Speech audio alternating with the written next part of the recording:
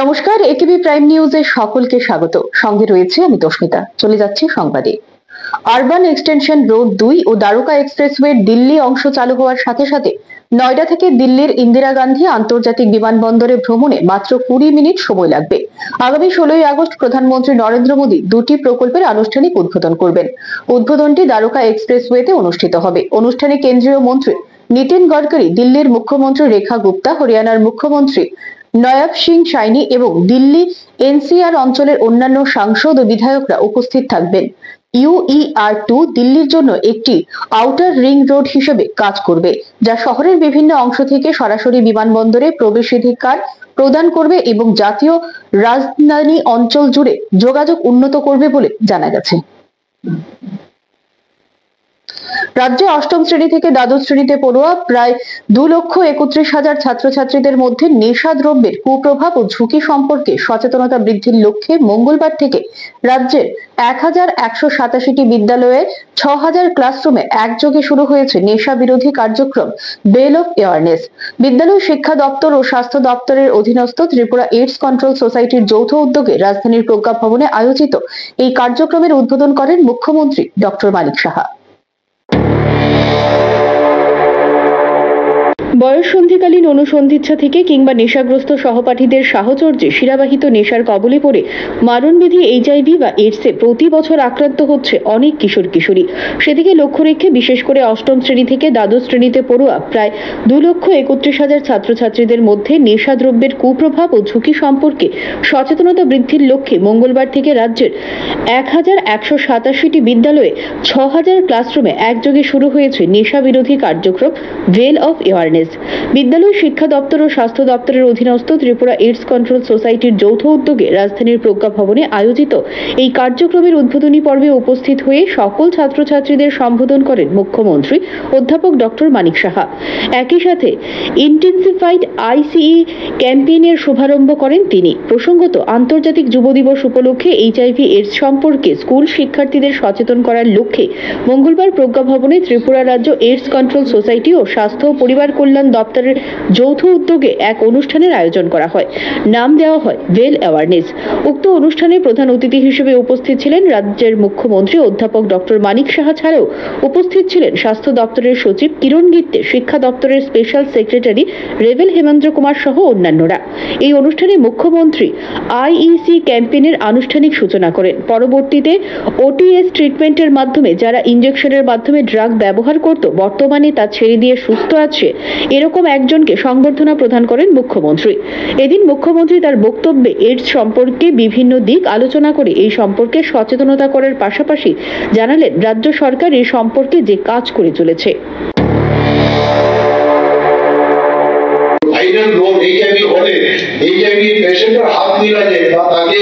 আমি যদি হ্যান্ডশেক করি তাতে কিন্তু তাতে সংক্রমণ হওয়ার চান্স থাকে না। এগুলো আমাদের বুঝতে হবে। আমরা HIV পেশেন্ট দেখতে মনে করি না জানি কি হল, আমরা নিজেরাও ডাক্তার। HIV পেশেন্ট হলে যা যা প্রোটেকশনের দরকার সেই প্রোটেকশন নিয়ে আমরা সার্জারি করি, কোনো অসুবিধা হয় না।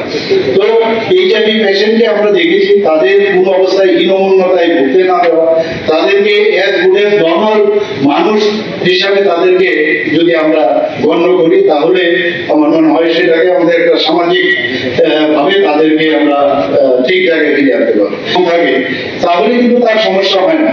ইভেন প্রেগন্যান্ট লেডি যদি HIV হয় তাহলে তার চান্স থাকে তার বেবি কিন্তু HIV যাওয়ার সম্ভাবনা থাকে। তো সেখানেও দেখা গেছে যিনি প্রেগন্যান্ট লেডি তাকেও কিন্তু ইচ্ছে করলে আমরা ডাক্তারবাবুরা সেখানে এন্টিরিট্রোভিয়াল থেরাপি দেয়, তাতে কোনো সমস্যা নেই, সেফ। এবং যখন ডেলিভারি করে যে সন্তান তাকেও কিন্তু 4 থেকে 6 সপ্তাহ পর্যন্ত আমাদের এন্টিরিট্রোভিয়াল থেরাপি দেওয়া যায়। তো এই যে বিষয়গুলো আমরা কিন্তু অনেকে জানি না, বাবা প্রেগনেন্ট হয়ে গেল তো মুশকিল হয়ে গেল। Bureau report, AKB TV. বিজ্ঞান, প্রযুক্তি ও পরিবেশ মন্ত্রী অনিমেষ দেববর্মা মঙ্গলবার আগরতলায় প্রজ্ঞা ভবনে DNA ক্লাব স্থাপন বিষয়ক প্রশিক্ষণ কর্মসূচির উদ্বোধন করেন। তিনি এই অনুষ্ঠানে উপস্থিত থেকে এ সম্পর্কে সংবাদ মাধ্যমে জানান যে DNA ক্লাব ত্রিপুরাতে অনেক বছর ধরেই চলছে, তবে দপ্তর এই সম্পর্কে প্রতিক্রিয়াটি খুব যত্ন সহকারে দেখছে। এই ডিএনএ ক্লাবের মাধ্যমে রাজ্যের অনেক স্কুলকে আওতায় আনতে পারা গেছে। তিনি জানান, বৈজ্ঞানিক বিভিন্ন পরীক্ষা নিরীক্ষার জন্য ছাত্রছাত্রীদের যে পরিকাঠামো দরকার তা তৈরি করা হয়। তিনি এদিন জানান, দপ্তর থেকে প্রতি বছর বিভিন্ন স্কুলের জন্য যেসব বৈজ্ঞানিক যন্ত্রপাতিগুলো দরকার এর জন্য 1.25 লক্ষ টাকা বরাদ্দ করা হয়, যা দিয়ে এই ডিএনএ ক্লাবের মাধ্যমে তারা তা ক্রয় করে থাকে। এতে গ্রামাঞ্চলের বিভিন্ন স্কুলের ছাত্রছাত্রীরাও খুবই উপকৃত হচ্ছে। এদিন তিনি জানান, এই বিষয়গুলো নিয়ে এদিন ডিএনএ ক্লাবের সদস্যদের সাথে আলোচনা করা হবে। এটা কোনো নতুন কনসেপ্ট নয়। ডিএনএ ক্লাব ত্রিপুরাতে অনেক বছর ধরেই চলছে, কিন্তু এইটুকু বলতে পারি যে we are gearing up the total process. DNA ক্লাবের মাধ্যমে আমাদের রাজ্যের প্রায় সর্বত্রই অনেকগুলো স্কুলকে আমরা তার আওতাধীন আনতে পেরেছি এবং সায়েন্টিফিক রিসার্চ বা গবেষণা বা পরীক্ষা নিরীক্ষার জন্য ছাত্রছাত্রীদের যা ইনফ্রাস্ট্রাকচার দরকার, এই ইনফ্রাস্ট্রাকচারগুলো আমরা তৈরি করে থাকি। অণুবীক্ষণ যন্ত্র, এটা কিন্তু বায়োসায়েন্সের ক্ষেত্রে বিশাল একটা যন্ত্র, যে ইকুইপমেন্ট, তাতে ব্যাকটেরিয়া, ভাইরাস, নিউক্লিয়াস ইত্যাদি ছাত্রছাত্রীরা ভালোভাবে দেখে শিখতে পারে। তো এই মেশিনগুলো, এই যন্ত্রপাতিগুলো কেনার অনেক সময় স্কুলের কাছে পয়সা থাকে। ডিএনএ ক্লাব গঠন করার পর আমরা 1.25 লাখ, সঞ্জনবাবু 1.25 লাখ প্রতি বছর আমরা ফাইন্যান্স করে থাকি এবং সেটা দিয়ে তারা এই ইকুইপমেন্টগুলো কিনছে। এখন সময় বিজ্ঞাপনের জন্য ছোট্ট একটি বিরতি, সঙ্গে থাকুন। সতর্ক হন, আপনি কি ফ্ল্যাট বা প্লট কিনেছেন অথবা কেনার পরিকল্পনা করছেন? তাহলে আগে নিশ্চিত হয়ে নিন প্রকল্পটি Tripura real estate regulatory authority অর্থাৎ টি-রেরার রেজিস্ট্রেশন আছে কিনা। এখনো পর্যন্ত টি-রেরা 203টি রিয়েল এস্টেট প্রকল্পের রেজিস্ট্রেশন দিয়েছে। বিগত কয়েক বছরে 33 জন রিয়েল এস্টেটের গ্রাহক প্রতারিত হওয়ার পর টি-রেরা অফিসে অভিযোগ নথিভুক্ত করেন, যার মধ্যে 31টি মামলায় সুষ্ঠু নিষ্পত্তি করেছে টি-রেরা। বিস্তারিত জানতে যোগাযোগ করুন। North east institute of nursing science Tripura রাজ্যে বিশ্বমানের পরিকাঠামোর সাথে ডিজিটাল ক্লাসরুম, নিজস্ব হসপিটাল ও দক্ষ ফ্যাকাল্টির দ্বারা BSc nursing, GNM nursing, ANM nursing course পরিচালিত করছে।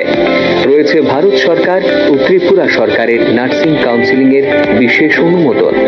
এছাড়াও ইন ক্যাম্পাস রয়েছে উন্নত মানের hostel facility, laboratory, library, indoor sports zone ও ওয়াইফাইয়ের সুবিধা। ছাত্রছাত্রীদের জন্য রয়েছে বাসের ফ্যাসিলিটি। তাই নার্সিং পড়তে এখন আর বহির্রাজ্যে নয়, নিজের রাজ্যে 100% প্লেসমেন্ট অ্যাসিস্ট্যান্সের সাথে নার্সিং পড়ার স্বপ্ন পূরণ করুন।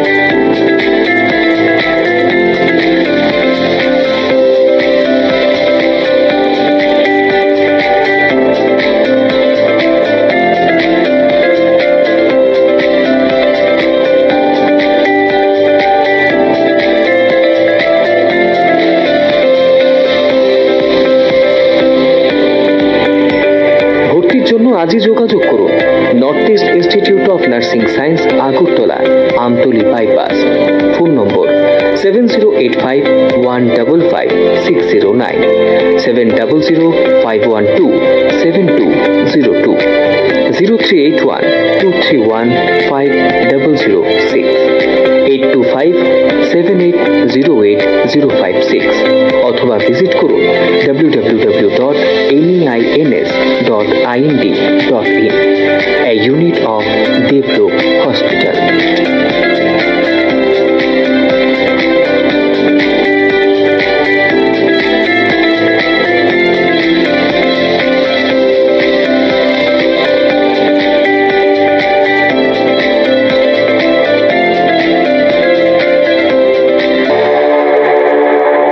বিরতির পর স্বাগত সংবাদে। দেশের নির্বাচন কমিশনের নয়া সিদ্ধান্ত, আধার কার্ড নাগরিকত্বের চূড়ান্ত প্রমাণপত্র হতে পারে না।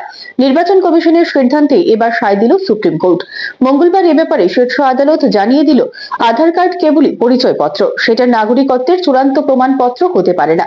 কমিশন যে সিদ্ধান্ত নিয়েছে সেটাই সঠিক। বিহারের স্পেশাল ইন্টেনসিভ রিভিশন নিয়ে একাধিক মামলা দায়ের হয়েছে সুপ্রিম কোর্টে। এই সংক্রান্ত একটি মামলার শুনানিতে বিচারপতি সূর্যকান্ত নেতৃত্বাধীন ডিভিশন বেঞ্চ জানিয়ে দিল, নির্বাচন কমিশনই ঠিক, আধারের নাগরিকত্বের চূড়ান্ত প্রমাণপত্র হিসেবে গ্রহণ করা যায় না, এটা যাচাই করার প্রয়োজন পড়ে। প্রসঙ্গত, সম্প্রতি সুপ্রিম কোর্টে বিহারের নিবিড় সংশোধনে আধার কার্ড যোগ করার পরামর্শ দিয়েছিল নির্বাচন কমিশনকে, কিন্তু কমিশন সেই পরামর্শ খারিজ করে জানিয়ে দিয়েছে, বিশেষ নিবিড় সংশোধনে আধার কার্ড বা ভোটার কার্ড গ্রহণ করা যাবে না। নগদ কাণ্ডে বিচারপতি যশবন্ত বর্মাকে সরাতে এবার তৎপর হলো লোকসভাও। মঙ্গলবার 146 জন সাংসদের স্বাক্ষর সই ইমপিচমেন্ট প্রস্তাব গ্রহণ করে স্পিকার ওম বিড়লা 3 সদস্যের তদন্ত কমিটি গঠন করে। এই কমিটিতে রয়েছেন সুপ্রিম কোর্টের বিচারপতি অরবিন্দ কুমার, মাদ্রাজ হাইকোর্টের প্রধান বিচারপতি মনিন্দর মোহন ও প্রবীণ আইনজীবী বিভি আচার্য। বিচারপতি বর্মার বিরুদ্ধে তদন্তের পর এই কমিটি লোকসভায় রিপোর্ট জমা দেবে। বিচারপতি যশবন্ত বর্মা অপসারণের প্রস্তাব গ্রহণ করার পর স্পিকার ওম বিড়লা বলেন, বিচারপতি যশবন্ত বর্মার অপসারণ প্রক্রিয়া শুরু হওয়া উচিত। দুর্নীতির বিরুদ্ধে সংসদ একজোট হয়েছে, মানুষ বিচার বিভাগের উপর আস্থা রাখে, ফলে এই অপসারণ প্রস্তাব গ্রহণযোগ্য। রুশ তেল কেনার অপরাধে এবার চীনকে শাস্তি দিতে চলেছে আমেরিকা। খোদ মার্কিন ভাইস প্রেসিডেন্ট জেডি ভ্যান্স এমনই ইঙ্গিত দিয়েছিলেন, কিন্তু সব জল্পনাকে মিথ্যে প্রমাণ করে দিলেন মার্কিন প্রেসিডেন্ট ডোনাল্ড ট্রাম্প। তিনি জানিয়ে দিলেন, চীনের উপর শুল্ক চাপানোর সিদ্ধান্ত আরো 90 দিন স্থগিত রাখা হচ্ছে। পাল্টা চীনও জানিয়ে দিয়েছে, তারাও আপাতত মার্কিন পণ্যের উপরে অতিরিক্ত শুল্ক চাপাবে না। প্রসঙ্গত, গত মে মাসে জেনেভায় চীন আমেরিকা বৈঠকের পর দুই পক্ষই সম্মত হয় 90 দিনের জন্য শুল্ক বিরতি রাখার। 2022 সালে নরেন্দ্র মোদীর হর ঘর তিরঙ্গা কর্মসূচি পালনে দেশবাসীকে আহ্বান জানান। সকলের মধ্যে দেশপ্রেম জাগ্রত করতে এই উদ্যোগ গ্রহণ করার আহ্বান রেখেছিলেন তিনি। তারপর থেকে প্রতি স্বাধীনতা দিবসের আগে সবাই যেন বাড়িতে স্বাধীনতা দিবসের দিন জাতীয় পতাকা উত্তোলন করেন, সেই আহ্বানে জাতীয় পতাকা বিতরণ করা হয়। অন্যান্য বছরের ন্যায় এই বছরও হর ঘর তিরঙ্গা কর্মসূচি পালনের ডাক দিয়েছেন প্রধানমন্ত্রী। আগামী 13, 14, 15 এই 3 দিন প্রতিটি ঘরে যেন জাতীয় পতাকা উত্তোলন করা হয়, সেদিকে লক্ষ্য রেখে প্রত্যেকে বিভিন্ন কর্মসূচি চালিয়ে যাচ্ছে। মঙ্গলবার পুর নিগমের 20 নম্বর ওয়ার্ডের কর্পোরেটর রত্না দত্ত মহারাজগঞ্জ বাজারে ব্যবসায়ীদের হাতে জাতীয় পতাকা তুলে দেন, পাশাপাশি তাদের দীর্ঘায়ু কামনায় তাদের হাতে রাখি পরিয়ে দেন। এ সম্পর্কে তিনি এদিন সকলের মঙ্গল কামনা করেন। তিরঙ্গা 13 তারিখ 15 তারিখ অব্দি যে কর্মসূচি, সেই কর্মসূচির অঙ্গ হিসাবে আমরা ভাইদের হাতে রাখিও পরিয়ে দিয়েছি, সঙ্গে সঙ্গে তাদেরকে আমাদের ফ্ল্যাগও দিচ্ছি সবাইকে। বাজারে ফ্ল্যাগ তিরঙ্গা ঝান্ডা, যে আমাদের ভারতবর্ষের যে গরিমা, সেই গরিমাকে আমাদের দাদা বাজার কমিটি দাদার হাতে তুলে দিয়েছি এবং অনেকের হাতে আমি ফ্ল্যাগ তুলে দিয়েছি। আজকে আমাদের র্যালিও হবে পর্যন্ত মার্কেটের থেকে সিএমএ রাজবাড়ি থেকে। আমরা সবাই জানি যে আজকে 7 দিন যাবৎ আমাদের রাখি বন্ধন চলছে। আমি গত 2 দিন সিএম এবং আমাদের মাননীয় মেয়র এবং একদম বর্ডারে সবাইকে রাখি তুলে দিয়েছি। আজকে আমি বাজারের মধ্যে এসেছি, বাজারে ভাইদের হাতে রাখি তুলে দিতে, কারণ ওরা সুরক্ষিত থাকলে আমরা সুরক্ষা থাকবো। তাই ওদের সুরক্ষার জন্য ভগবানের কাছে প্রার্থনা করি। আর বাজার কমিটির যত ভাইয়েরা আছে তাদের সবার দীর্ঘায়ু কামনা করছি, সবাই ভালো থাকুক, সুস্থ থাকুক।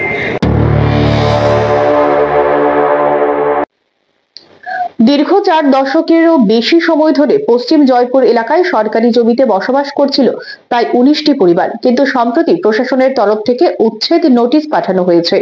তাতেই তাদের মাথায় আকাশ ভেঙে পড়ে, কারণ জমি কেনার মতো আর্থিক সামর্থ্য নেই। তাই মঙ্গলবার বিকল্প বাসস্থানের দাবিতে পশ্চিম ত্রিপুরা জেলা শাসকের নিকট ডেপুটেশনে মিলিত হয়েছে তারা।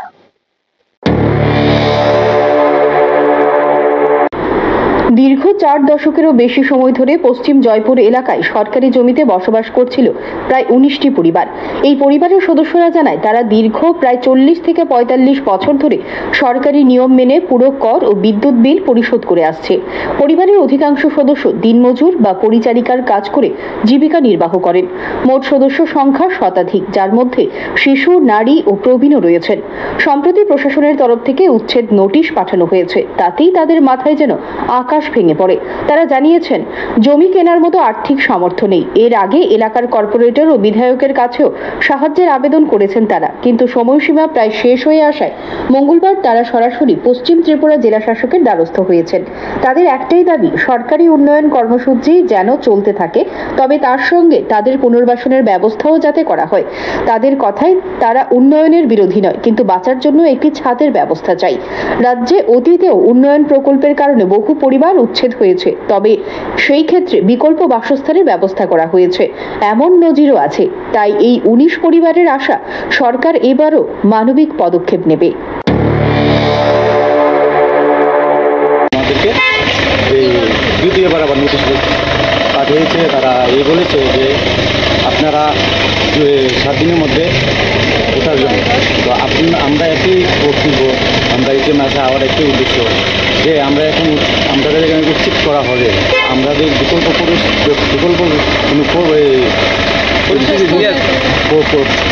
কোনো ব্যবস্থা না করে আমাদেরকে কী করবো। আর আমরা ছোটো ছোটো বাচ্চা আছে, তারা পরীক্ষাও চলবে, কিছু পরে তারা পরীক্ষা আছে। তো তারা ছেলেমেয়েরা কেউ আছে মাধ্যমিক পরীক্ষা, কেউ আছে 5-এর পরীক্ষা, কেউ আছে 8-এর পরীক্ষা। তারা এরকমভাবে আমাদেরকে উচিত করে এখন আমরা কোথায় যাবো, আমরা কোথায় গিয়ে দাঁড়াবো। আমরা সবার কাছে গিয়ে এসেছি, কিন্তু তারা কেউই আমাদেরকে নিয়ে কোনো পড়াশুনো আমাদেরকে তো নিয়ে হেল্প নেই। তো আমরা কোথায় যাবো এখন? আমরা এটার জন্যই আমরা এখন স্যারের উদ্দেশ্যে ডিএম স্যারের উদ্দেশ্যে আমরা যাতে কতটা পরিবার আছে? আমরা টোটালি 19টা পরিবার আছে। 19টা পরিবারের একটি দাবি, আমাদেরকে একটা আপনি আমাদেরকে উঠান, কোনো অসুবিধা নেই। রাজ্যের কাজের জন্য আপনার নদীর যে পরবর্তী যে কাজ হবে সেজন্য আমরা একটা রাজি আছি, কিন্তু আমাদের বিকল্প একটা কাজ করে বিকল্প একটা সুযোগ সুবিধা করে আমাদেরকে উঠান। Bureau report, AKB TV. বিদ্যুৎ সংক্রান্ত বিভিন্ন বিষয়ে সোচ্চার হয়েছে সিপিআইএম উত্তর আগরতলা অঞ্চল কমিটি। মঙ্গলবার স্মার্ট মিটার প্রত্যাহারের দাবিতে রাজপথে মিছিল করে বিদ্যুৎ দপ্তরের আধিকারিকের নিকট ডেপুটেশনে মিলিত হয়েছেন নেতা কর্মীরা। এদিন সাংবাদিকদের মুখোমুখি হয়ে সিপিআইএম রাজ্য নেতৃত্ব অমল চক্রবর্তী বলেন, স্মার্ট মিটার লাগানো এবং বিদ্যুৎ বিলে অযৌক্তিক বৃদ্ধি জনজীবনে যে চরম ভোগান্তি সৃষ্টি করেছে। সারা দেশে স্মার্ট মিটার বসানোর প্রতিবাদে জনগণ সামিল হচ্ছে। তার অভিযোগ, স্মার্ট মিটারের নামে গরিব অংশের মানুষকে হয়রানি চূড়ান্ত সীমানায় নিয়ে গিয়ে তাদের পকেট কাটছে। রাজ্যে স্মার্ট মিটার বসানো যাবে না। এদিন তিনি সংবাদ মাধ্যমে বর্ধিত বিভিন্ন বিল নিয়ে সরকারের কাছে স্পষ্টীকরণ দাবি করেন। সরকার কেন এ সকল বিষয়ে চুপ, এ নিয়েও প্রশ্ন তুলেন তিনি। জনজীবনের জরুরি যে প্রয়োজনীয় জিনিসগুলি, এগুলি নিয়ে তারা খামখেয়ালিপনা শুরু করেছে। বিদ্যুৎ প্রতিদিন মানুষের প্রয়োজন। এই বিদ্যুতের বিল তারা যে হারে বাড়িয়েছে, এবং বিশেষ করে স্মার্ট মিটারের নাম করে মানুষের পকেট কাটার যে ফন্দি এঁটেছে, তার বিরুদ্ধে আমরা একাধিক স্তরে আমরা কর্মসূচি গ্রহণ করেছি। আমরা তাদের হেডকোয়ার্টারে পর্যন্ত গিয়েছি, তাদের চেয়ারম্যান, ম্যানেজিং ডিরেক্টরের কাছে ডেপুটেশন দেওয়ার চেষ্টা করেছি। আজকে সিপিআইএম উত্তর আগরতলা অঞ্চল কমিটি তারা এর প্রতিবাদে কর্মসূচি গ্রহণ করেছে। এখান থেকে মিছিল করে তারা বিদ্যুৎ দপ্তরের যে তাদের এখানকার স্থানীয় অফিস আছে, এখানকার আধিকারিকের কাছে ডেপুটেশন দেবে। আমরা আপনাদের কর্মসূচি থেকে এই প্রশ্নই সরকারের কাছে রাখতে চাই যে হঠাৎ কি প্রয়োজন পড়লো এমন স্মার্ট মিটারের। এতদিন যে মিটারে কারেন্ট দিচ্ছিল বাড়ি বাড়ি, তাই নিয়ে তো মানুষের কোনো অভিযোগ ছিল না। উল্টো স্মার্ট মিটার লাগানোর উপরে অভিযোগ আসছে।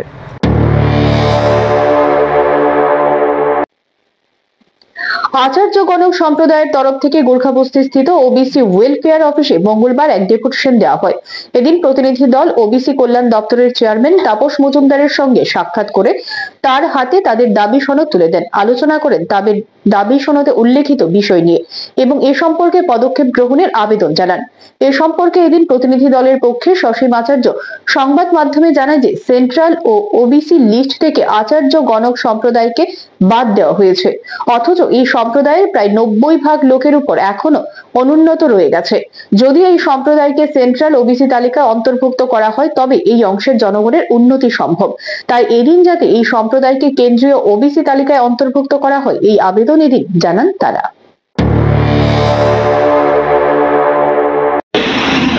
কমিউনিটি থেকে জানেন যে সেন্ট্রাল লিস্টে আচার্য গণককে ওবিসি তালিকা থেকে বাদ দেওয়া হয়েছে।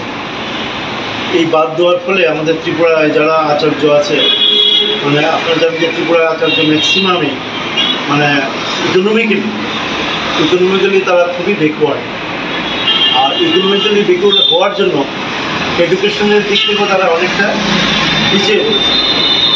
কয়েকজন সমাজে হয়তো উপরে উঠছে, কিন্তু ম্যাক্সিমাম অন্তত 95 থেকে 98% ডিউ টু মানে ইকোনমিক কন্ডিশন, পোর ইকোনমিক কন্ডিশন, তারা ভালো করে পড়াশোনা করতে পারছে না, হায়ার লেভেলে স্টাডি করতে পারছে না, যার ফলে তারা সব দিক থেকে একটু বঞ্চিত হচ্ছে। এখন আমাদের যে একটা মুভমেন্ট আমরা শুরু করতে যাচ্ছি, যে সেন্ট্রাল লিস্টে যে ত্রিপুরার যে ওবিসি সে গণকি ধরা হয়েছে, সেখানে যেন তাদেরকে ওবিসি লিস্টে এনলিস্ট করা।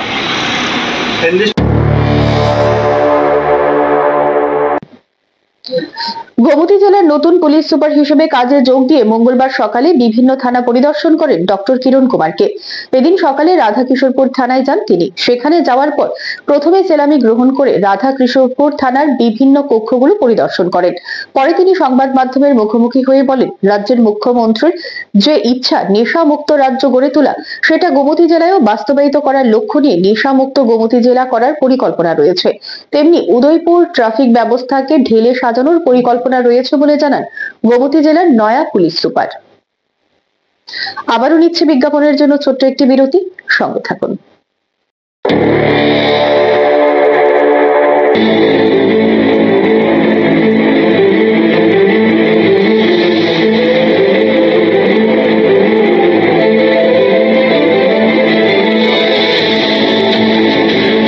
বলবেন আপনারা, শুনবো এবং শোনাবো আমরা। চোখ রাখুন একিবিটিভির পর্দায়।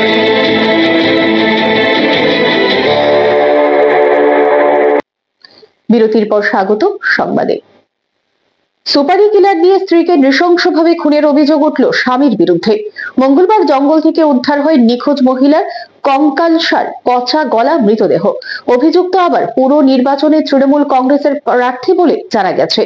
ঘটনায় গ্রেপ্তার অভিযুক্ত স্বামী সহ 3। বিলোনিয়া সিএমও অফিস সংলগ্ন এলাকা থেকে নিখোঁজ কণা দেবনাথ দাস নামে এক মহিলার পচাগলা মৃতদেহ উদ্ধার হল মঙ্গলবার যাত্রাপুর থানাধীন কাশারি গভীর জঙ্গলে। মৃতার মেয়ে মায়ের দেহ শনাক্ত করেন। এই ঘটনায় পুলিশ আটক করেছে মহিলার স্বামী রাজু দাস, গত পুর নির্বাচনে তৃণমূল কংগ্রেসের প্রার্থী দুলন দাস ও মোহাম্মদ মিয়াকে। অভিযোগ 50,000 টাকা দিয়ে খুন করানো হয়েছে ওই মহিলাকে। গৃহবধূ কণা দেবনাথ দাসের মেয়ে প্রীতি দেবনাথ বিলোনিয়া মহিলা থানায় নিখোঁজ ডায়েরি করে। অবশেষে ঘটনার 14 দিন পর সোনামুড়া যাত্রাপুর থানাধীন কাশারি গভীর জঙ্গল থেকে মঙ্গলবার সকালে উদ্ধার করে পুলিশ। গত 28 জুলাই বিকেল থেকে নিখোঁজ ছিল ওই মহিলা। পুলিশ সূত্রে জানা যায়, মহিলাকে হত্যা করা হয়েছে। হত্যার অভিযোগে গত পৌরসভা নির্বাচনে তৃণমূল কংগ্রেসের প্রার্থী দুলন দাস ও মোহাম্মদ মিয়াকে গ্রেপ্তার করেছে পুলিশ। পাশাপাশি গৃহবধূর স্বামী রাজু দাসকেও গ্রেপ্তার করেছে পুলিশ। জানা গেছে, ওই গৃহবধূর স্বামী রাজু নিজের স্ত্রী কণা দেবনাথ দাসকে হত্যার জন্য 50,000 টাকার সুপারি দেয় দুলনকে। দুলন দাসের বাড়ি বিলোনিয়ার রাম ঠাকুর পাড়ায়, অপরদিকে মোহাম্মদ মিয়ার বাড়ি রাজনগর মুসলিম পাড়ায়। এই মহিলার সাথে দুলনের আগে পরিচিতি ছিল। ফোন কলের মাধ্যমে বাড়ি থেকে বের করে তুলে আনে কাশারির জঙ্গলে। সেখানেই মাংস কাটার দা দিয়ে মোহাম্মদ মিয়া পেছন দিক থেকে গৃহবধূর কণার গলা কেটে হত্যা করে বলে স্বীকার করেছে সে। ফোন ট্রেকের মাধ্যমে গত সোমবার রাতে গৃহবধূ কণার স্বামী রাজু সহ দুলন দাস ও মোহাম্মদ মিয়াকে গ্রেপ্তার করে জিজ্ঞাসাবাদের পরই রাতেই অভিযুক্তদের নিয়ে হত্যার জায়গা শনাক্ত করে পুলিশ। পাশাপাশি গৃহবধূর মেয়ে প্রীতি দেবনাথকে খবর দেওয়া হয় মৃতদেহ শনাক্তকরণের জন্য। মঙ্গলবার সকালে পুলিশ গৃহবধূ কণার মৃতদেহ উদ্ধার করে খবর দেওয়া হয় ফরেনসিক বিশেষজ্ঞ দলকে। এরপর মৃতদেহ উদ্ধার করে পাঠিয়ে দেওয়া হয় হাসপাতালে ময়নাতদন্তের জন্য। मिसिंग वुमेन का एक कंप्लेंट आया था हमारे पास कुछ दिन पहले, तो हमने उसका इन्वेस्टिगेशन शुरू किया था। बट इन्वेस्टिगेशन के दौरान हमें पता चला कि अनफॉर्चुनेटली उस महिला की जो मिसिंग वुमेन थी उसकी डेथ हो गई है। और डेथ में जो लोग शामिल हैं उनको हम इन्वेस्टिगेशन चल रहा है उसका। 2 लोगों को हम उसमें पकड़ चुके हैं। और भी जो उसमें इन्वॉल्व हैं क्राइम में उनको हम पकड़ने वाले हैं। हमें पता चल गया है कि कौन कहाँ कैसे हुआ है। बॉडी का हमें पता चला था कि बॉडी कहाँ पे है, तो अभी हमने बॉडी को रिकवर किया है। तो स्टाफ पूरा स्पॉट पे है, डॉक्टर्स वगैरह को बुलाया है पोस्टमार्टम के लिए स्पॉट पे। तो इन्वेस्टिगेशन चल रहा है, जो भी होगा आपको अपडेट। এই ঘটনায় মৃতার মেয়ে দোষীদের কঠোর শাস্তির দাবি জানিয়েছেন। মায়ের খুনের ঘটনায় কান্নায় ভেঙে পড়ে মেয়ে। Bureau report, AKB TV.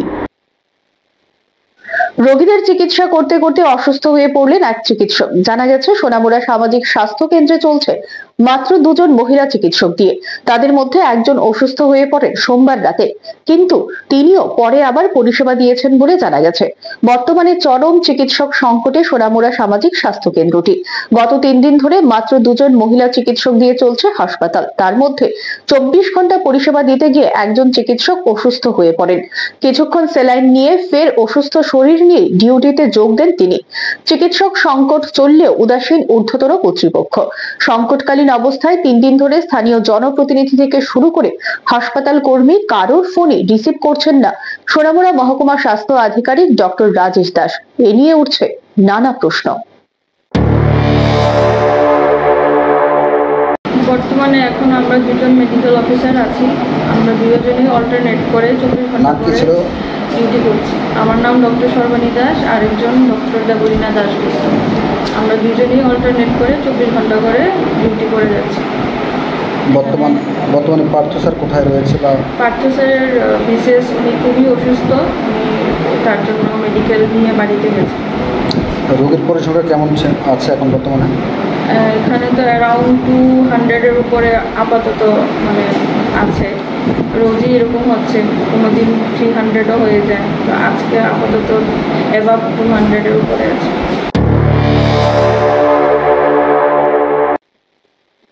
একাধিকবার প্রতারণার অভিযোগে অবশেষে জনতার হাতে আটক হলো প্রতারক মোহাম্মদ নূর আহমদ। পরে প্রেমতলা বাজার থেকে তাকে চুড়াইবাড়ি থানায় নিয়ে যাওয়া হয়। বহুদিন ধরে ধর্মনগর মহকুমার বিভিন্ন জায়গায় গিয়ে অটো বা গাড়ি ভাড়া করে গন্তব্যে পৌঁছে টাকা এনে দিচ্ছে বলে পালিয়ে যেত এই ব্যক্তি। অনেকের কাছ থেকে উল্টো 2000, 5000 করে টাকা চেয়ে নিত দোকান থেকে এনে দিচ্ছি বলে। আবার কাউকে বলতো অনলাইনে ভাড়া সহ টাকা দিয়ে দেব, আগে তাকে কিছু টাকা দিতে হবে। এভাবে মানুষকে ঠকিয়ে যাচ্ছিল দীর্ঘদিন ধরে। আবার কেউ ফোন করে টাকা চাইলে বা তার সন্ধান জানতে চাইলে উল্টো ধমক দিত বলে অভিযোগ। মাঘ মাস আছিল, শীতের দিন আমারে চুরাইবাড়ি 1 নম্বর রিলেশনশিপে পাইছে, পাইয়া কইছে দাদা ধর্মনগর যাইবেন নি? বলে হওয়া যাইমু, আমি তো টুকটুক চালাই। তা কইছে কত? আমি কইছি আমরা তো 400 টাকায় যাই, তুমি যদি যাও, যদি লেট না করো 15-20 মিনিটের ভিতরে যদি আইও। কইছে না আমি 15-20 মিনিটের ভিতরে করবো, কত দিতাম? আমি 350 টাকা দিলে হ্যাঁ মানছে। আমারে লইয়া রওনা দিছে, দেওয়ার পরে ধর্মনগর 99 ফুট বাজার এখানে আমারে রাখছে। রাখিয়া কইছে একটু দাদা দাঁড়াও, আমি তোরা মাল লই যাই। তা গেছে, 10 মিনিট পরে আইছে, আইয়া কইছে দাদা আমারে 460 টাকা দেন। তা আমার মনে হইলো ভদ্রলোক মনে হয় মাল লইছে, 460 টাকা মানে তার শর্ট হইছে। আমি দিয়া দিয়েছি 460 টাকা। এই 460 টাকা লইয়া যেমনে গেছে 60টা বাজছে, আমি 99-এর এখানে হেও পাত্তা নাই, আমার টাকাও নাই। সংবাদ এখনকার মতো এই পর্যন্তই। আমাদের পরবর্তী সংবাদ দেখার জন্য চোখ রাখুন একেবি টিভির পর্দায়। নমস্কার।